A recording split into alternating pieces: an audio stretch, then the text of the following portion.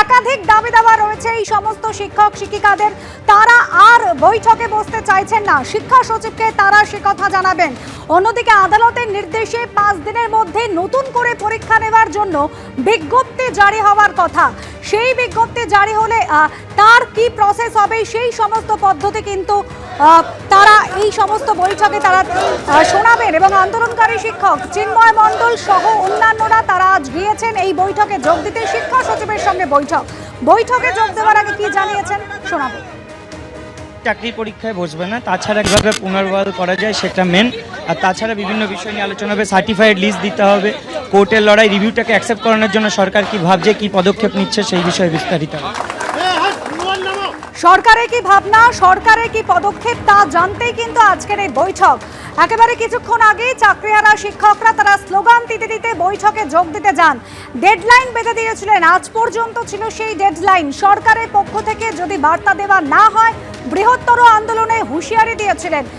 সরকারের থেকে প্রস্তাব আসে, আজ শিক্ষা সচিব তাদের সঙ্গে বৈঠকে যোগ দেবেন। সেই বৈঠকের সময়সীমা ছিল 1টা, দুপুর 1:30টার কিছু আগে 6 জনের প্রতিনিধি দল তারা ঢুকলেন বিকাশ ভবনে। এবং এই বৈঠকের দিকেই কিন্তু তাকিয়ে রয়েছেন চাকরিহারা শিক্ষক শিক্ষিকারা। গতকালই আলোচনায় বসার প্রস্তাবে সাড়া দিয়েছিলেন শিক্ষামন্ত্রী ব্রাত্য বসু। এই বৈঠকে থাকবেন শিক্ষা সচিব, তার সঙ্গেই একেবারে বৈঠকে বসতে চলেছেন চাকরিহারা আন্দোলনকারী শিক্ষক শিক্ষিকারা, যারা 20 দিন ধরে বিকাশ ভবনের সামনে ধর্নায় বসেছেন, আন্দোলন চালিয়ে যাচ্ছেন।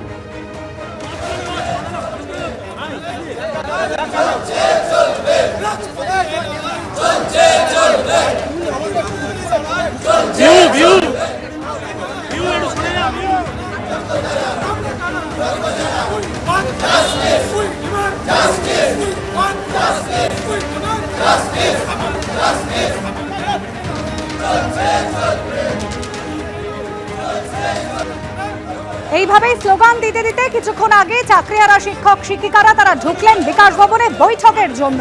আর অন্যদিকে সুপ্রিম কোর্টে দ্বারস্থ হয়েছেন একই সঙ্গে চাকরিহারাদের একাংশ। সর্বোচ্চ আদালতের অবসরকালীন বেঞ্চে তারা আবেদন জানাবেন বলে জানিয়েছেন। ওয়েমার শিটের মিরর ইমেজের কপি প্রকাশের দাবিতে মামলার সিদ্ধান্ত নিয়েছেন। অযোগ্য বলে চিহ্নিতদের বেছে অবিলম্বে বরখাস্ত করার দাবিতে পৃথক মামলা দায়েরের সিদ্ধান্ত। রাষ্ট্রপতি, প্রধানমন্ত্রী এবং সাংসদদের সঙ্গেও দেখা করার ইচ্ছে প্রকাশ করেছেন।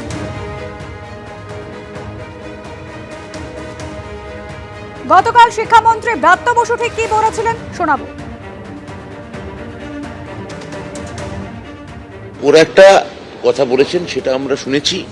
আমাদের দপ্তরের পক্ষ থেকে নিশ্চয়ই কেউ না কেউ কালকে ওদের সঙ্গে যোগাযোগ করবেন এবং একটা যে চিঠি ওরা দিতে চাইছেন সেই চিঠি ফের ঘুরিয়ে একটা ঠিকঠাকভাবে ফরম্যাটে যেতে দেন, সেটার আবেদন আমাদের সরকারের পক্ষ থেকে আগামীকাল কোনো সরকারি অফিসার নিশ্চয়ই করবেন।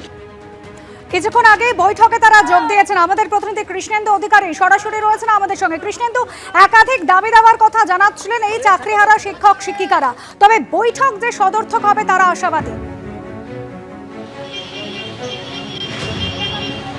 একদমই তাই, আসলে তাদের দেওয়ালে পিঠ থেকে গেছে। তারা বারবার দাবি করে আসছেন যে তারা দুর্নীতির শিকার হয়েছেন, প্রাতিষ্ঠানিক দুর্নীতির, এবং এই দায় তাদের নয়। সুতরাং দায় যাদের, তাদেরই দায় নিতে হবে বা দায়িত্ব নিতে হবে। এবং এই জন্যেই বারবার সরকারের কাছে, শিক্ষামন্ত্রীর কাছে তারা বৈঠকে বসতে চাইছিলেন।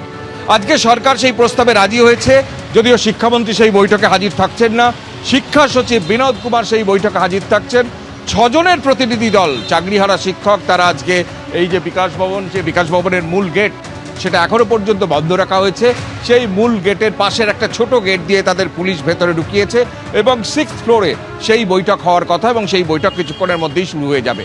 এবং তারা বারবার দাবি করছেন যে তারা পরীক্ষায় বসতে চান না, সুতরাং পরীক্ষা তাদের না দিয়ে কিভাবে তাদের পুনর্নিয়োগ করা যায় সেই ব্যবস্থা করতে হবে।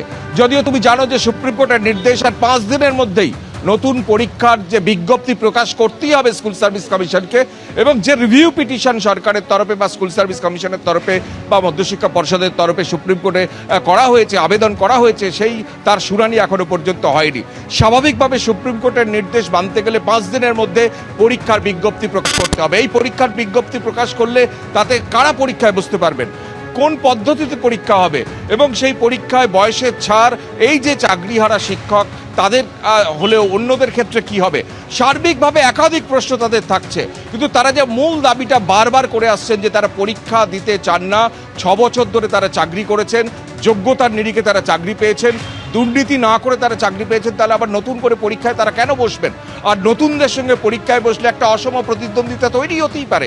সুতরাং এই দায় কেন তারা নেবেন? তারা কোনো দোষ করেননি, তারা দুর্নীতির শিকার হয়েছেন। সুতরাং এই যে দাবি নিয়ে আজকে বৈঠক, তারা সেই বৈঠকে এই প্রশ্নগুলোই তুলবেন এমনটাই জানা যাচ্ছে। কিন্তু সেই বৈঠকের কতটা সদুত্তর সরকারের তরফে দেওয়া যেতে পারে বা দেওয়া হতে পারে তার উপর নির্ভর করছে। একেবারে কৃষ্ণেন্দু, সরকারের তরফ থেকে ঠিক কি বলা হয় সেদিকে অবশ্যই নজর থাকবে।